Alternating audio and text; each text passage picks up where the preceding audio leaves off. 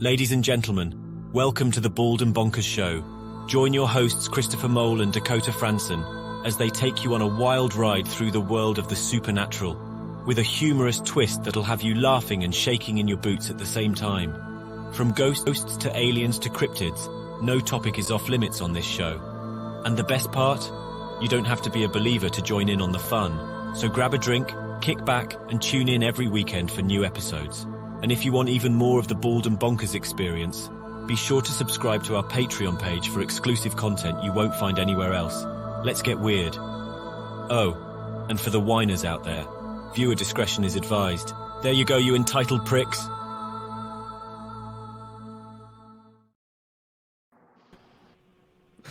That one gets you every time, doesn't it? But viewer discretion is advised because this show is probably going to get weird. That's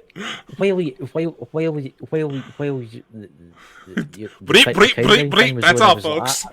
I know. I'm turning into a cartoon. I just can't. I get a reading off Anne before the start of the show, guys, and I'm like, my bed's at the side here, and I'm like, come on, sit and watch with me, and it's get freezing cold right here as I told him to sit down. It's absolutely freezing cold right here. I've said, like, sit down and watch me. That explains the cartoon started. Well, hey. I thought my stutter was bad, man. But today we are joined by Ann Bender. You may have seen her husband on here last week, and certainly plenty of stuff come on. And her husband talked up a very good game, and she is already spooking the hell out of Chris. So, Ann, how the hell are you? Awesome. So, for those who don't know you or about your background, can you share about what brought you into this type of thing? How maybe you discovered your abilities? I was born this way, so I was born scaring the crap out of my parents, my family, and describing people that they knew I had never met. They didn't know what to make of it because it was so detailed and so specific that I knew things that nobody could possibly know. Some of these were family secrets. And so it led to a lot of isolation. I actually, when I was a teenager, they put me in a mental hospital. So I'm certifiable. It was there that I shared my story on haunted hospitals because I figured out that I didn't just see and feel these spirits. I actually interacted with them. These were once people. And I, as a teen, had to figure this out on my own, which is why my passion to help families, especially kids, comes from, because I was so alone and so isolated. So now I understand, I'm always learning, but I understand how I communicate, how that connection is made, and I can use that verbally, non-verbally, any age, to facilitate some healing and some further communication within the family. Going forward nowadays, I also am a health coach, so I get to help the living and use my abilities to tap into all of this to help people live longer. So it's not just about the dead; it's about the living as well. Can I ask, how do they come to you? I know like a lot of psychics or mediums will see like outlines of the spirits. Do you see them like me sitting here and Dakota sitting next to me? Is that how you see them? I see them. What I do is I ask them to show me details that help specify whom they are. Sometimes it's a piece of jewelry. Sometimes it's a hat. Sometimes it's a mannerism. Sometimes if it's in person, it might be a smell. It might be a sound. But whatever they can show me to specify who they are to help me, especially if I'm with a communication that's electronic, let me see who you are so I can help communicate your message. No. Is that as vague as mud? Yeah. It's weird because I'm still blown away after the reading you gave me. I really am, ladies and gentlemen, because how you got my grandmother to a tea. I'll do that. You got my grandmother to a tea, and it's fascinating how this all works. Because obviously, like you said, you were in a mental asylum because in those days they treated I know a lot of people that's happened to, a lot of mediums, a lot of psychics that has happened to. They said when they were young, they were little boys. One of them in particular said he could see spirits, and his mum and dad put him into a mental institution for years, just because he could see, because a girl would visit him in the night, sit at the end of his bed. You know? Yeah. And I think that's terrible. I think that's just diabolical. You know? People, what they can't see, they are afraid of. It's not. Yeah. It's not to fault them, but it is that fight or flight. It is that fear factor. When objects move and you can't see the cause of that movement, Yeah. that's where we get called in. And when that happens, it's sometimes as simple, actually many times, as simple as a family member trying to get their attention, going, "I am here. I'm here to help you. I'm here to warn you." In some cases, it's been to warn people of life-threatening physical things. Yes. And they're there to get your attention, to help you in the only way they know how. That's actually quite interesting you talk about that, because your husband that was on last week was telling us about there was a family and it felt like someone kept touching their face. Carbon And you would- monoxide and- house. Yeah. And there was a gas leak. That was a and there different was a- house. Yeah. There were two different houses. One had a gas leak that the family was going to light the pilot light the next day.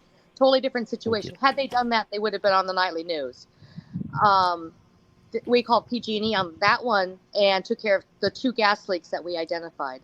The other one was a carbon monoxide house that had that mother not been waking her up each night by doing that light cobweb feeling on her face. Yeah. And she was getting up and she was getting her to open the windows, and that was to save their life. We actually got them out of there with the fire department that night, and it was 3 to 6 months later we got this note just thanking us for saving not only their lives but the young children that were closest to the source.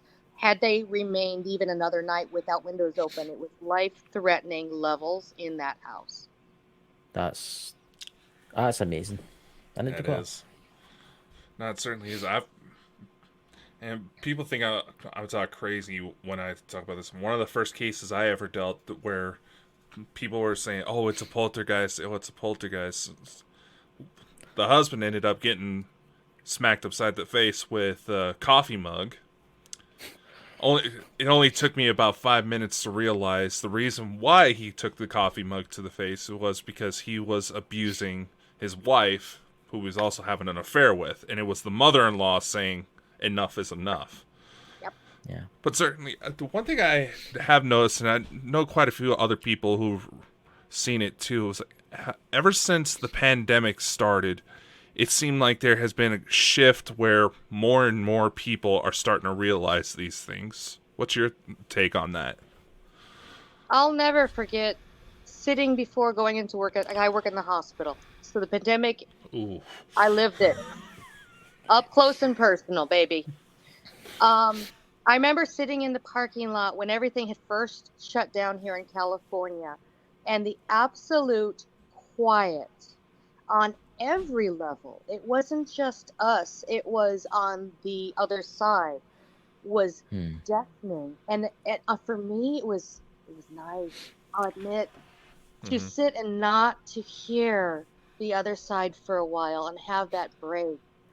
While I can turn it off, I have to turn it off to not have to just hear the silence. I can't really describe how it is. If you are like me and you listen to the constant noise that you get without turning it off, to hear the silence, it was louder than any spirit screaming in your ear or any banshee. Yeah. That must be quite interesting working in a hospital with your abilities. Oh, yeah. Oh, yeah. Yeah, Or because obviously, yeah. I've had to bring people back to their bodies so that the family members could say goodbye. There's a few nurses that know what I do. And one day I heard the lady behind me. I knew she'd passed in the ER of a heart attack. And I went, "Oh, you don't know you're dead. And you have a little dementia. Let's get you back to your body so that the daughter can say goodbye." Because I know she's in the room right now crying her eyes out. And you're not listening because you're confused. I bring her back, and the nurse goes, "We didn't call you over to do an X-ray, Anne. It's already taken care of." I said, I know, I'm bringing her back to her body. So she goes, put her back. Put her back. I said, that's what I'm doing. See, that's... And African-American lady, I put her back with the body so the family could say goodbye. And yeah, the nurses, there's a few that know what I do, and the communication I'll have when I ask very specific questions like, oh, I didn't realize that you have the family that wore this particular type of kilt, and you just found out about it. And that's when I sometimes people will turn around and go, oh, I just learned I'm part of the Wallace clan, and you have to meet my wife. I'm like, oops. I'm at work right now. My bad. That's quite an interesting question, actually. I've got for you. You see how you said like the women with dementia? Obviously, family members turn up for like when it's your time. But how long does it take when you leave your body with dementia before you regain basically knowledge? That varies, and that's a reason for us to help a lot of different families when it's a non-family situation. Yeah. Frequently, it'll either be small children who are lost or elderly with dementia. If they were confused in their late life, sometimes that does carry over. And until they're with their body and with their family to understand what's happening, they don't make that connection to cross over. It's kind of hard to visualize, but sometimes people simply aren't ready. With cases of trauma, it's so sudden, the white light comes for them, but they don't understand, and they're too afraid and too shocked. So like when we went to the Majestic Theater for a conference last year, I helped a young man cross over with the group's help. It was so intense. Every single person present felt the moment he actually crossed over. I asked for a family member to step out of the light. I'm getting goosebumps talking about it because it was one of those moments that to share that feeling with everybody there, that was powerful. And to let them know this is what happens when somebody does cross. Many other mediums recognized that he was there. Very few step forward to actually help them when they're ready. Yeah. They're not always ready, but to help them to put closure to that. That's what I'm about. See, I find that very interesting how you talk about that, because I was away visiting my auntie last week, and she's in an old folks home, and her sight's starting to go, and she doesn't keep very well. She's quite bad with her health. And we were sitting talking, and she believes in the afterlife and stuff. And I'm like, what's it like in here at night? Because this is a new build. It's only like 10 years old, this old folks home. And she's like, she says, do you know, see at night, you can see shadows moving down the hallway. And there's nobody there. And one of the nurses come in, and she was like, tell them what happens. And I'll be sitting at my desk at night, the night shift, and I'll see like doors creak open and as if black shadows move. And it makes me wonder, because I asked her, I said, she's only been in that room for maybe a year and a half. And I said, the woman that was in it before her died. And it makes me wonder, if she had dementia, if she didn't cross, maybe that's what the shadows are.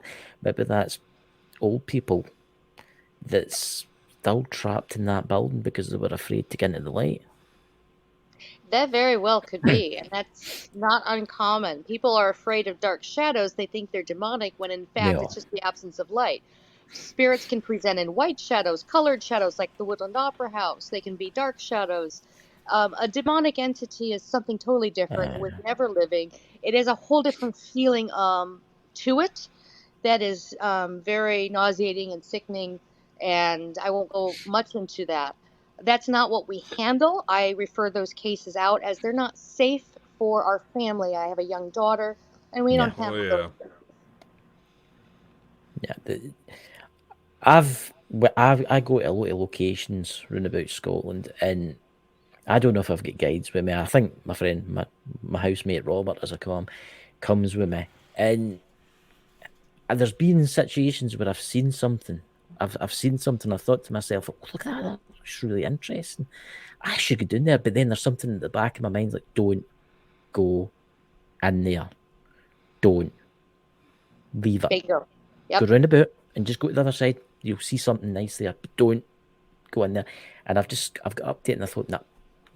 And I think it's them telling me, there's danger in there. Plus, there's something else lurking in the darkness. Yep. And those tricksters, listen to your gut. This is a profession that is not treated serious enough. There's certain tragedies throughout our profession that have happened because people don't respect. Yes. And that's very unfortunate. It's in the ghost hunting community, especially a lot of the bigger YouTubers that deliberately try and piss off the spirits. I don't like that. I don't like the way they treat them. The first thing they do is they burst into the house and start spouting off language to them. It makes you wonder, because some of the spirits, the nice spirits, will just be sitting there, maybe watching the TV with the and these people will burst in and start like shouting and screaming a little bit. What's going on here? What's going on? Yeah, you treat people just like you treat spirits. How you'd want to be treated. How would you treat your family? May I speak with you? Will you show yourself for the camera? And that's why I've gotten so many apparitions. I've asked them in my head, please show yourself. I'd like to show other people that you're here. Will you? And sometimes they'll say no, and that's fine. I respect that no. But other ones will show themselves. No flash. Don't use a flash. You'll burn out their presence. But use a tripod or somewhere to hold the still, and you want to take at least several pictures in a row, because sometimes they're moving so fast you may just get that blur, white blur, dark blur, colored blur, and sometimes in the middle, from that orb to mist to apparition and back again, you'll catch the whole series. And that's what happened at Woodland Opera House. People brush that off to this day, but I saw it with my eyes. The people on either side of me saw nothing. Nobody was there. This was at noon, wasn't at night. And there she is. She was a Catholic schoolgirl who had graduated there. And to this day, I don't know why she stays in the Woodland Opera House, other than perhaps Mr. Porter, our firefighter, who also resides there. He's actually shown up in a green light interacting with my dowsing rods on video. I don't know if my co-host Dakota's looked, but I'm actually on your website now. And I've got it up on my phone because that's to ask questions, you see. And I'm actually looking at the opera house right now, and you can see that she's got like a blue top on. Yep. And is that a black skirt? Yep. And you can see her hand. And her you shoes. Can see her head. And her glasses. She's turning her head. We tried to reproduce it. Our debunkers work with us as sensitives. We use every tool in the shed. We've tried to reproduce this picture. It is not possible to reproduce it. That's amazing. See, I thought she was going in this direction, but now look at it. She's actually coming in this direction towards the seats. No, back the way. That's weird. That's so amazing. I asked her to show herself. She did. And she's always shown herself as a blue orb in that same shade of her shirt every time I've been there, in every picture at the Woodland Opera House. So I always talk to her and Mr. Porter, who was there. He was the first fireman in California who perished in a fire at the Woodland Opera House. And he protects it to this day. Guys, if you're listening to this in the podcast, the links will be in the chat, but the links will also be below the live tonight, the video. You need to check these photos out. I mean, this is... They are. I like the ones that are like a thermal image. It's like you can see the cold spots, the hot spots, but you can see she's walking. It's just she's walking out. That's just that gives me kind of goosebumps. That does, doesn't it? That does give me kind of goosebumps. That, you know. And then there's the orb in the stage. That's within milliseconds. She went from the ceiling as an orb to mist to the apparition to back up the other direction as an orb again within seconds. See, I always find that fascinating, how spirits can turn themselves for like human form into like, obviously their energy, into like a little ball. Is that how they travel? Is that how they travel about, as like a little ball?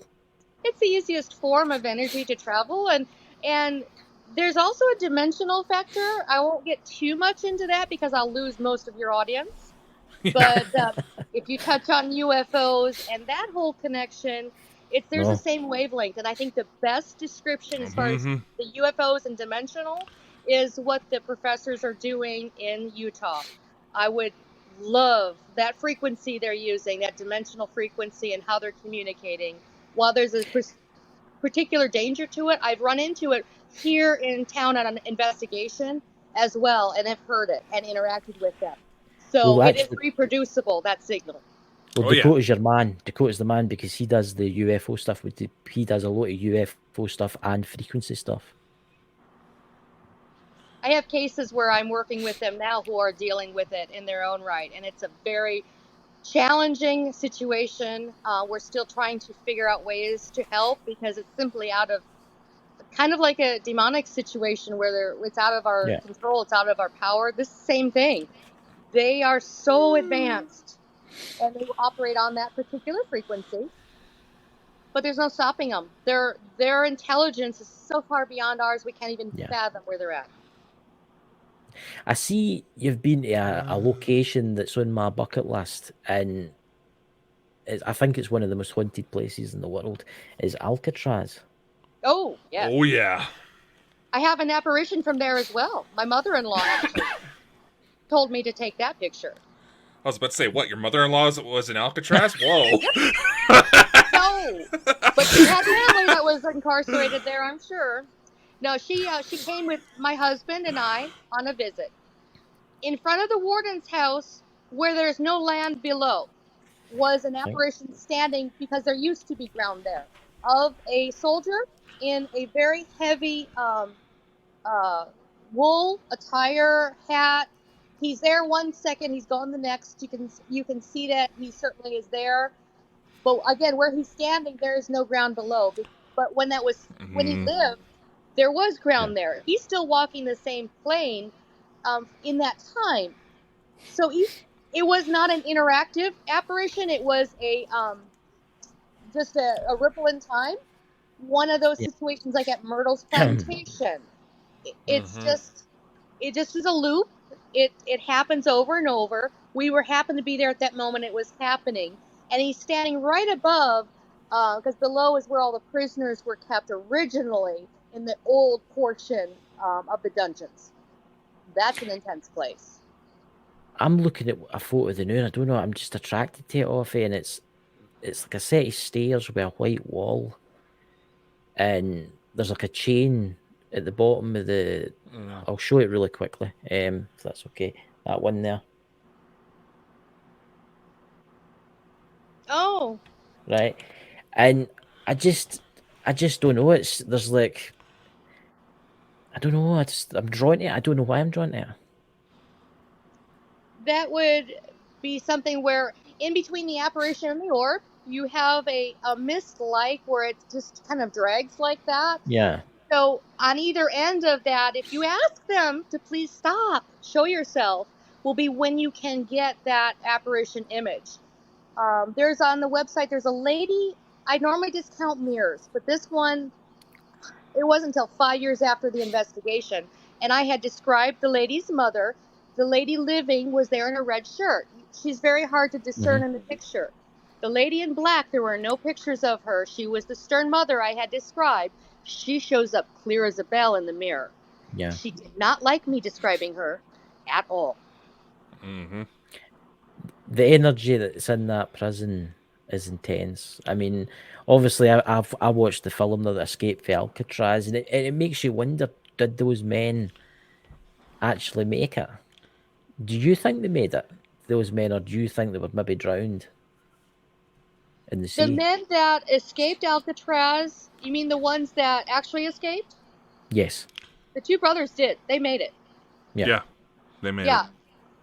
They made it. They got to freedom. In fact, they've actually shown proof of it. The family knows about them for having survived.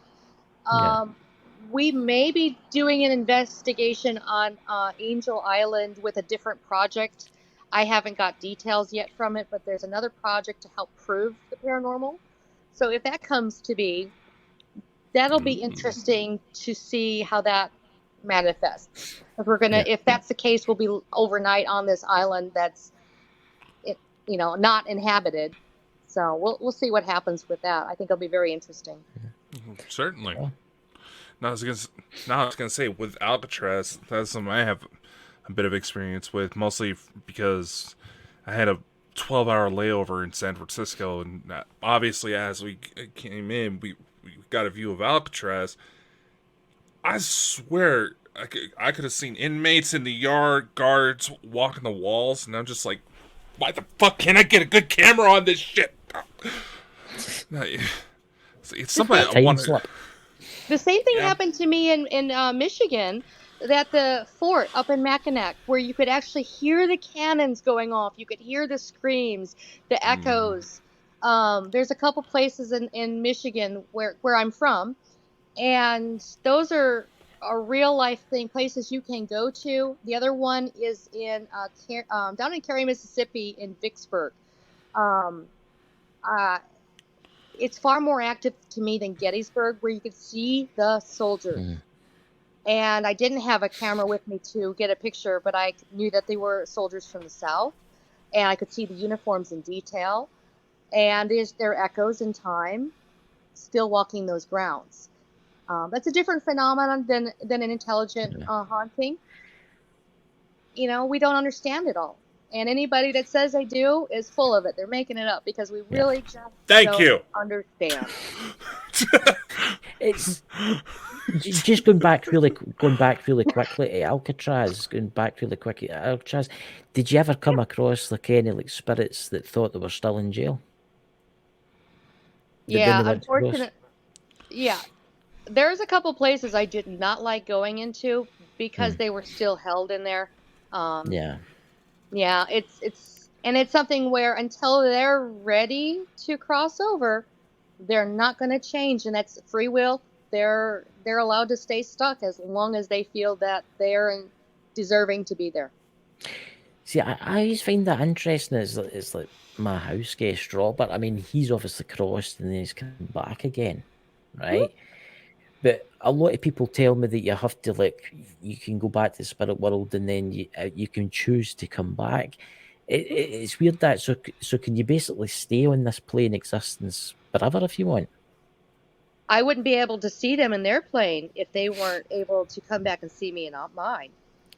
It goes both ways. That's why a medium walks in both worlds, literally. And I have to be careful how much time I spend walking in that world. And some people become very ill, physically ill, because they're not turning it off. They're not taking care of themselves.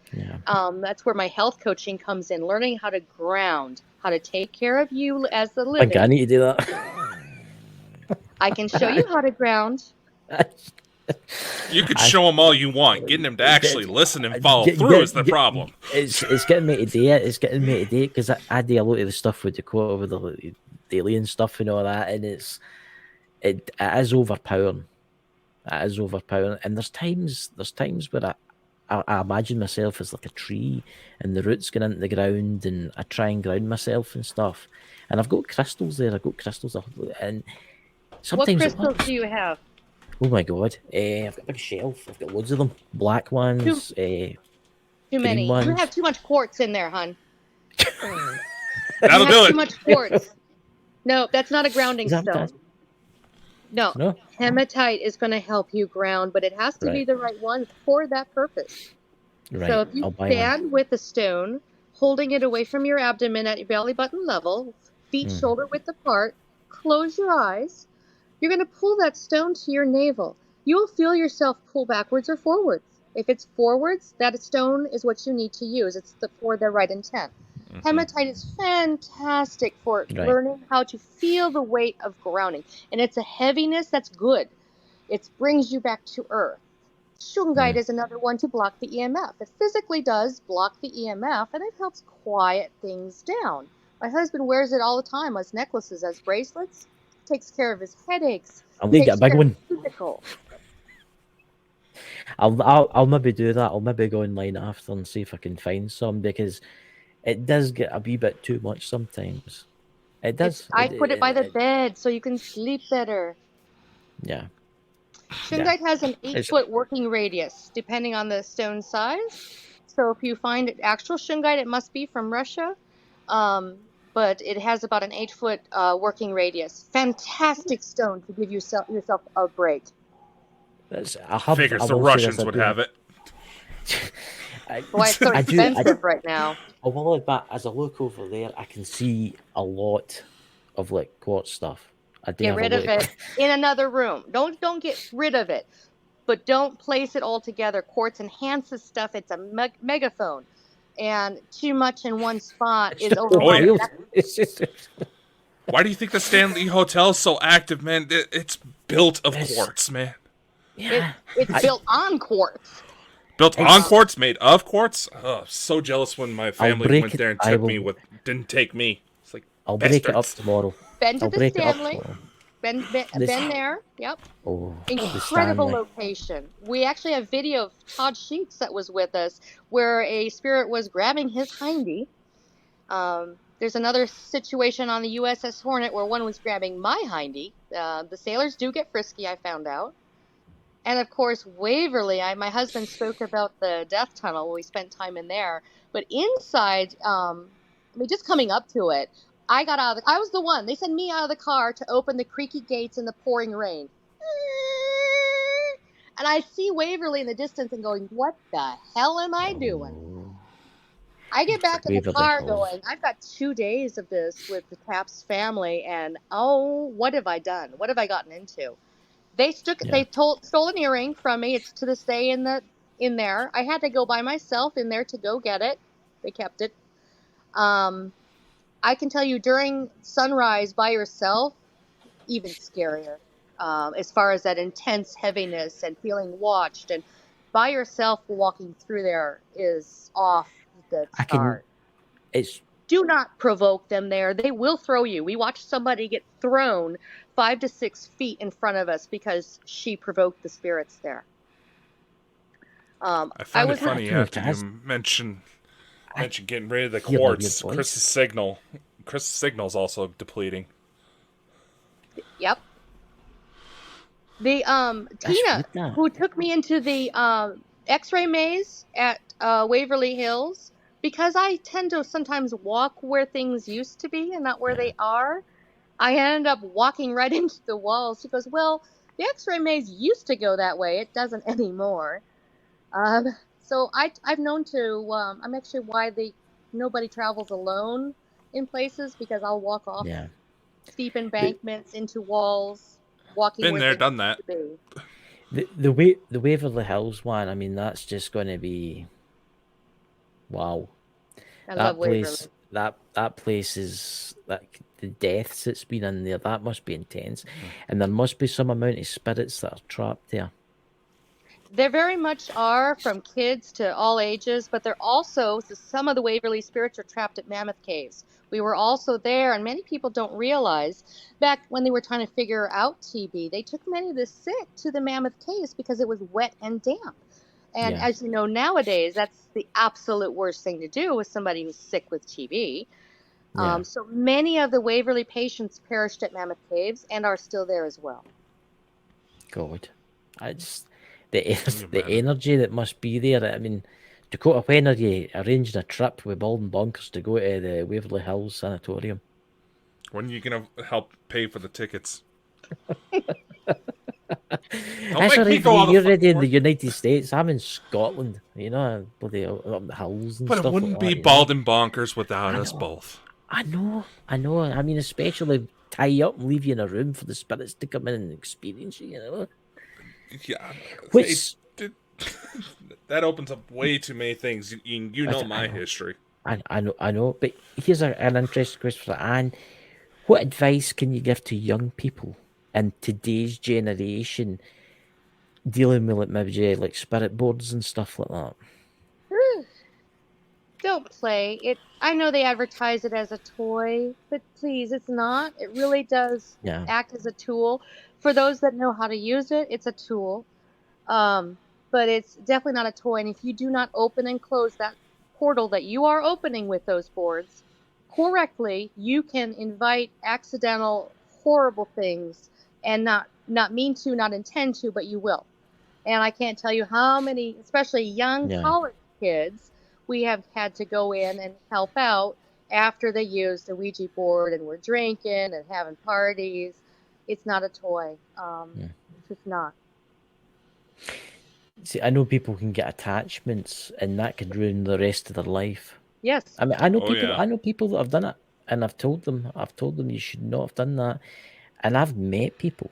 I've walked. There's a beautiful 12th century graveyard just down the road from me, and I've walked through there and I've found kids playing Ouija board in there, and they don't think, because it's not just that. There's got a lot of like graves in there, mostly children for like the 13th, 14th century, and it makes you wonder what darker spirits are like wandering outside garden for someone to open the door.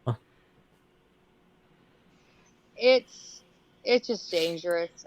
My husband believes strongly in not investigating graveyards. That we actually find more spirit activity at theaters and in public events and things like that. Mhm. Theaters tend to be your most active.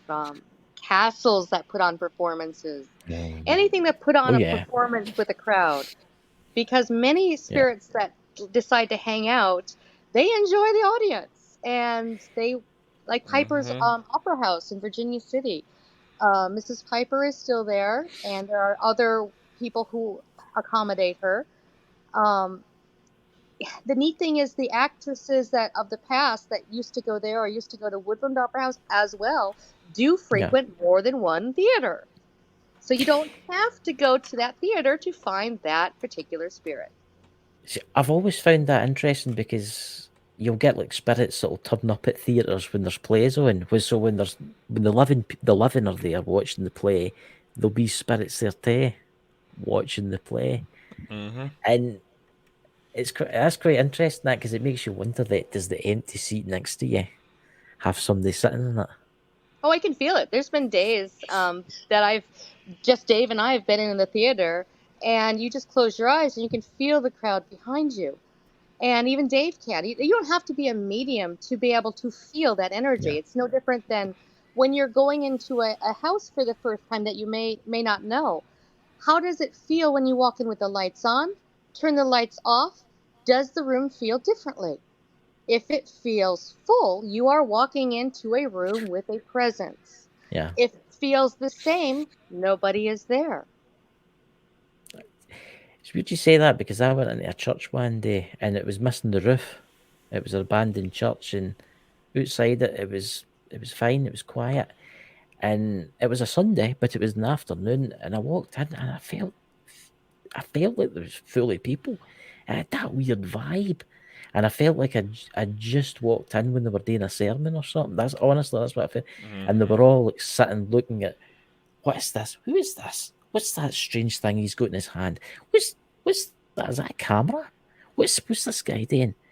And that's what I felt like, and I just turned around and come straight back out again. A lot of times when we're bringing technology into investigations, that they aren't going to understand what that technology is. There'll be a curiosity or a fear factor on their part. People also assume everything happens in English. I do sessions in Spanish. I've caught EVPs in French. A little French nurse was singing a song to an infant one day, and I recognized the French song. So there's two things. One, be careful of that equipment. While it is a great tool, it also can scare off what you're trying to accomplish. And the other thing is to keep an open mind. Every nationality, every religious background, and the simplicity of how they thought back then is so different than how we think now. All these factors we have to take into consideration to be respectful. Yes. Go on. So, I know that you just mentioned that the UFO topic, because of how complex it gets, and believe me, I understand. I can tell you some stories. It's something that you don't try to focus on, but more often than not, and I've dealt with this myself, have you ever gone into a situation where the being present, they weren't necessarily dead, but they said they came from alternate realities? Yeah. Yep. Yeah. We had both a situation, a very complex, conflictive situation, to very conflicted religious beliefs where I had a witch that had passed along with a witch from a different absolute polar opposite. I had that situation going on. In another room, I have a portal that is right out of Salt Lake, down to the electric sounds and distortion of time, space, dimensional issues. Never saw that one coming. Plus, I had a haunted object to complicate things that we had to depart. Not one, but two, actually. It was really very multifactorial. But the couple was so distraught they were looking at separating. And they were already separated at that point. And probably about 2 weeks out, they said, from actually calling it off. With a child involved. A young 2-year-old who I was communicating with through thought. And I'll ask him to bring me your favorite color. He came and brought me not one orange, but a whole handful of oranges. And bring me your favorite toy. And I'm doing this in my head. Usually these children don't react to strangers, or they're very scared of strangers because it's too much information for them. It's overwhelming. So I do a lot in thought ahead of time.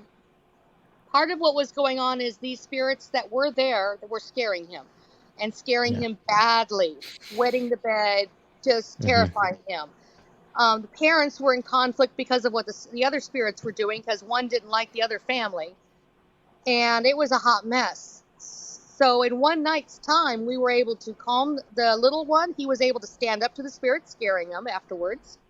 We were able to let the family know what was going on so that they didn't keep influencing their emotions the way they were. I didn't share the metallic part, so if they ever listen to this, they'll probably call me up and go, "What are you talking about in that other room?" Because they still live there. And that's a whole other issue. So I don't want to go into too much detail. Understandable. But it's a factor. It doesn't affect them in real time now. Am I aware of it? Yeah. Yeah. I'd love to see them sell the house and get something different, but that's their choice. Unfortunately, I'd hate somebody else to be in that situation and have to deal with that problem, because it's still going to be there. There's something about that particular location that they've locked in on. So you just can't assume, and you can't go, one doesn't exist if you say other things can exist. You really have to be honest, keep an open mind. Is it often that happens? No, it's very uncommon. Just like dealing with demonic entities. I have met one face to face. I will not say its name, as that's what caused me to get launched across the room, as my husband's so scared. White brim hat? No, he shapeshifted. He shapeshifted, and when I first, he did have a white brim hat at one point, but when I first saw him, it was an elderly man with a very old cane with white flowing locks and long gray hair. And then he shifted. I'm getting goosebumps when you talk about that. Yeah. Very, very old. I do know its name. It's not recorded much in history, but it was here before Mexico was California. It predates everything. It is one of the OGs. I said his name once when with a group Chris and I used to be with, and needless to say, things got nasty. People had to be hospitalized. Yeah, don't say their name. But there, and I still had the video of this incident because it took place all on a live, just like this. This also was an interesting point where one individual did get compromised, was possessed. Yep. But whenever someone would say my name specifically, it flinched. Like I gave it PTSD somehow. So that ended up being the opening to start breaking off the situation. Yeah. It makes you wonder why they're here. I mean, if you believe the Bible to the T, obviously it's the ruin of souls, the ruin of man. But do you think they're here? Why do you think they're here, evil entities? Why do you think it's obviously you can't have good for evil, but you have the evil for good kind of thing? Do you think there's got to be like a balance? You don't have good one without the other. Right. Well, my religious preference is Methodist by birth. I also embrace my husband's Native American background, and I've reached a personal balance that's for me only. I have great respect for all religions equally. What matters is when somebody has a religious choice that they believe in it, and that is theirs regardless of what it is. And that they honor whatever it is that, protocols it is when dealing with spirits. It's a very touchy subject for many people. We don't judge. And if they're an atheist and that's their choice, we don't judge. We're going to go in and use what tools we have to help them deal with the situation, because we're only there for a tiny minute in time. Our job is to give them whatever tools we can and our knowledge in that background, in that religion. Sometimes we have to call in an expert in that religion. We might have to reach out to the Catholic priests if it's something that is of demonic nature and turn it over to them. They're the best suited for demonic situations. There are also particular professionals in the field who can handle it, and I'm not saying they went online and found out how to do it. Not to say that somebody can't learn that way, but there's way too many people that call themselves priests that simply went about it that way and have no real life experience and mentorship by another. And that's the key component, is that mentorship quality. Yeah. Cool.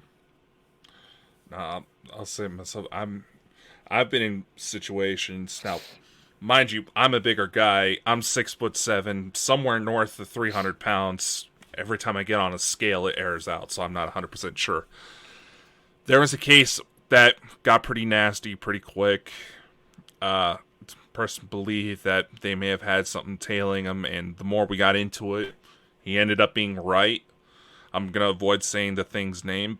Thank you. It ended up going into full-on exorcism, but before the thing got completed, the thing bailed.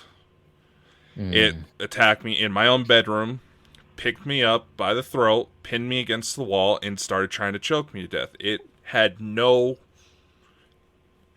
Like I said, I'm a big guy. This thing did not struggle to lift me up. Do you understand why it did that? Mm-hmm. To let you know how powerless you were against it. It tried to catch me off guard, but I was able to fight back. Next thing I know, there was a bright flash of white light, and the next day my neighbor came out asking me what happened because she swore she heard a slaughterhouse coming from my house. And our houses were like 3 feet apart. Even her dogs were nervous to come around me. You have an angel. That was Archangel Michael that stepped in on your defense for that one. Straight up. Yeah. Now, I want to add on the topic of angels, for people that embrace them, be very cautious. You need to be as respectful and careful with them as you do demons. They are as powerful as demons, and they can inhabit you. And since they were never human as well, they can kill without meaning to. Oh yeah. I've heard about that. Please, guys, don't think, oh, it's an angel. No. Just as dangerous. Both of these entities were never human. Please respect that power and that fact that they were not real. They were not human real. They are their own thing. They're their own dimension. They're their own, no different than an alien that operates off of its own higher level of education. And yeah. Did somebody speak there? Yeah, I've been hearing voices on and off this entire time. Agreeing with? Was somebody agreeing?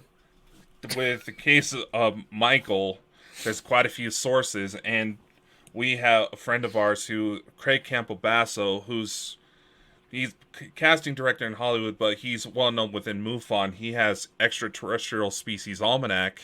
In fact, I'm going to try to get it out, but I can't see what I'm reaching for. He actually lists angels as a known ET race.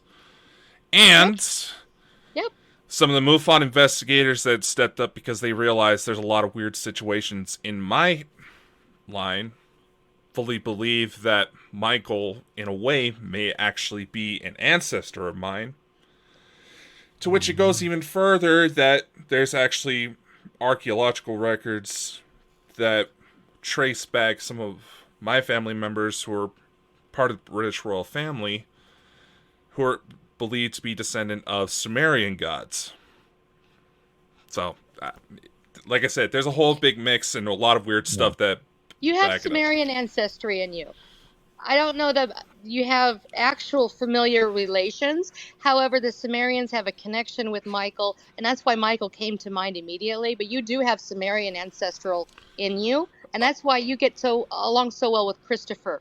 There's an interesting connection between you as well. From the time of Stonehenge. Well, this has got... Well, we've always speculated there may be a relation between us, but we never found it. You are connected from Stonehenge era. Active, live, real-time Stonehenge era. Not the original, because there's different stages of Stonehenge. The later stage, where the giant pillars were created and made. That's your connection. Is that... See, I've always known I've had a connection with Dakota. And obviously because we're otherworldly, what else do you see connection-wise with me and Dakota? I'm getting some neat visuals of Stonehenge, particularly in how they moved the rock. I've always wondered about how, and I'm actually getting some flashes on how they did it, which is very similar to how rock was moved in two different places of the world. In the south of Peru, and there's a place there, and then there's also another one in, and I'm terrible with names, but they moved some heavy rock in, not Thailand, but it's Egypt? No, not Egypt. Angkor Wat, Cambodia. Angkor Wat, that's what I'm thinking of. Those two items, the stones were moved in the same way, same as Easter Island as well. The same thing happened there, and it's the same. That while these are different races, it is a similar race. There is a connection. They are, and I've gone way off the deep end. I've lost a lot of your viewers. No. We live up to Bald and Bonkers. We dabble a lot. We dabble a lot in the UFOs and aliens. Trust us.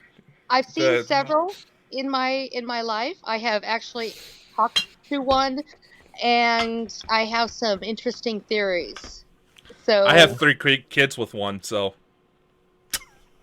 you know what? It between certain situations that I've crossed paths with, that's why I'm so drawn to Salt Lake. While there's a huge danger factor there, because that particular race that's there is incredibly dangerous and harmful. That is the weirdest thing ever. Do you know that? You talk about seeing things and then it happening. I was watching a thing today. It was a live camera, and I watched it for about half an hour, and it was Salt Lake City, and the mountains were in the distance. And I was looking out, and I had a weird. I don't know. There was just something weird about it. It's that frequency they use, and while I won't disclose that I know what it is, it's also the frequency I use when I'm doing. I do remote viewing to help officers find physical details with cases. I've actually used it to find missing persons in real time, within a 5-minute time to exact place in in Canada, in Vancouver, Canada, where it was able to locate a missing person. I'm here in California. That's the frequency I use when I tune into those kind of details where I'm actually looking through somebody's eyes. I learned about this when I started seeing serial killers kill real time, and I was seeing the victims' eyes. That's the book I'm trying to write that doesn't sound too crazy, but shares what I do. It's all frequency based. Yes. I can tell you that's how I do it. I can't tell you how I do it, but I know that there is a frequency I use specifically for it. That's how I'm able to see. Through your gut, I can see your house. There's a frequency I use to go into my meditation and my astral travel. Yes. Be careful when you astral travel. Make sure you still have some foot firmly planted where you are. Don't go all the way. Oh, I've been quite far. I've been away places. You can be away places, but keep part of you there. Yes. Okay. Yeah. Make sense? There's some interesting places that, like the Akashic Records, for instance. That's an interesting place. You can go anywhere. Just like that's how spirits travel. when they have gone. It's a fantastic, dimensional, and instantaneous. They can go anywhere. That's how they See, cross over and go back. this is a question I was thinking about for kind of around about the end of the show kind of thing. For people that's watching this that are afraid of dying, right? What is the journey when it starts? What actually happens, right? Say I live to my 120, hopefully. I'm in my bed one night and I close my eyes. What happens for there in a pass? What happens? If there's a fear, there's probably something undone, something they haven't finished, something unfinished. Yeah. That's where that fear comes from. When all of those tasks are done, then they're going to be relaxed and open to the next stage, the next transition. They aren't going to be gone forever. A family member, you guys can still talk to those loved ones that have passed. They will hear you. Sometimes they're not going to show themselves because it's too soon, and they know that you haven't moved on yet. You haven't let go. And because they know you need to let go to continue with your life, they aren't going to present themselves, but I can tell you they are looking after you. And I'm not being sacrilege. Look at all the spirits that are talked about in the Bible. It is a part of our life. Einstein was correct. Energy can never be created or destroyed. We simply transition into something different. God bless Einstein. And that's what I use when I'm dowsing and using a visual reference. It's amazing, isn't it? I'm not afraid of dying. I'm not afraid of dying. I know that's what will happen. Obviously, and you hear a lot of people that say, "Oh, don't go into the light. That's a trick. It's a trick." What do you say to people for that? That say that it's not a trap. It's that person's fear speaking. What kind of crackhead is saying don't go into the light? I understand. If you're on the living side and you're watching a family member pass and you're just not ready to accept that they're going, there's actually people out there, and this was actually 2 years ago, and it was Coast to Coast AM, and they had this guy on. I'm not going to say his name. He's written a book and all that about it. I'll tell you after the show to go. And he's convinced that if you go into the light, you're instantly reborn again on Earth. It's like it's a never-ending loop, right? It'll seem but if instant, you don't, but if you don't, you get to travel to the afterlife, and I think that's about. Okay, Marianne, just don't go to the light if that's what you want. That was a great film. The first one was a great film with the wee woman, Fantastic. Yeah. So Dakota, anything else you would like to ask? Well, just one last little question. You see this mostly in UFO abduction groups, but that there's actually a certain blood type that may be more psychically inclined. You fall in that group? I know what you're talking about, and I don't know that it's so much a blood type as it is a genetic type. There are particular genetic predispositions to folks they go after. I have a client, I have seen it on x-ray that when they do the little implants in the feet, and actually had to dance around that when I started asking the patient about it because she'd never had surgery, and she had one of those implants. So there's a definite type, but I wouldn't say, I don't limit it to blood type. It's a genetic type. And it has to do with their original genetic splicing and the fact I feel they had a hand in who we are today. They continue to help us evolve. Those of us that are psychic and mediums are the next evolution from that. I think everybody to some extent has that ability. But it's a genetic factor beyond what our science has quite been able to pick out. Well, when you really think about it, the type of experimentation that would satisfy the scientific method as it is, that would be go against a lot of ethical backgrounds. So, Oh, good God. Yeah. I mean, you look at the abductions and what happens to some people, what they can remember happens, because obviously you people that don't remember the horrific things that did happen to them. Yeah. And so something that's always amazed me, you get the people get abducted and they have horrific experiences, but then you get people abducted and they have really nice experiences. And it must be really weird, because obviously the day something. Unfortunately, people forget that there's different aliens, different Oh yeah, species out oh, yeah, there. definitely, yeah. Oh, we Just know. like, look how Oh, yeah. diverse our own planet is. Come on. Exactly. And Like, there's millions some of different species races are out there. going to be ethical and operate off of a sense of compassion, and other ones don't know what compassion is. They would be like a demon who has never lived and doesn't understand it, and we're nothing more than a lab rat to try to figure it out. Yeah. It's wheezing? there's a strange word. It's mind-boggling. You're hearing What it too, happens. huh? Who's It's- yeah, you have somebody wheezing. It's okay, it's you. It's Dakota. Yeah. Your background, you have somebody in that doorway who is really wheezing. It's not a family member either. Don't mean to scare you. Nah, it's like the only wheezing I hear is my cats. It's like, There is somebody that you see behind them now and again, because I've seen them moving It's about. gone now. It's gone now. Aye. Yeah. But I heard yeah, it's like, shit, a they saw wheezing, and me. it was a male wheezing. Yeah. Go back Well, on the audio, you'll hear it. And there may be I've some been- EVPs buried in that as well. Enhance it up. Yeah, It it was like doesn't somebody take with a bad much cold. around us.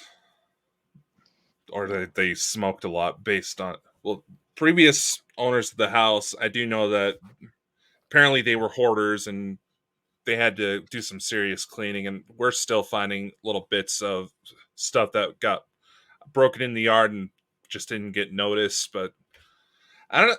It's like I'm not fully sure on the history of this house, but I do know that the previous owner did put in a ramp because the ambulance got called in so many times and she wasn't very mobile. So There it is again. Yeah, you go back and listen to it. You got some Yeah. audio heard stuff it. in the background, Dakota. I heard that. Too. never fails. I heard that. Never fails. Well, I would like to thank you, Anne, for coming on the show. It's been absolutely fantastic. And I would also like to thank you for the wee reading that you gave us at the start of the show before, obviously, the live. Dakota, would you like to? No, thank you for coming on. We got to get you back again sometime. This was Yes. definitely interesting. An hour isn't enough. Aw. Yeah, You're we'll get both you a back. gem. I enjoy you both, and thank you for the visual you gave me of Stonehenge and how the stones were moved. I've always wondered that, but Like, I neat. do find it funny you did mention South America, because my mom, she actually just did a DNA test because of how this family situation was. There's a lot of gaps in our knowledge about who all we're related to. We actually just found out that apparently we were related to Mummy Juanita. And for those who don't know who that is, that was a 14, 15-year-old girl that was found who was believed to have been part of a human sacrifice during the Inca Empire. Apparently, Yeah, I've there's seen that. certain DNA markers that we have, and to where she's technically a relation. And why that she's such a fascinating subject is because she's one of the most well preserved because of where she was found. So I didn't expect to see that. I knew about like Germany, Scotland, all that. I didn't expect South America to come up in those. See, that's quite interesting. That That because has to do with your Sumerian background, my friend. It's all the Yeah. same.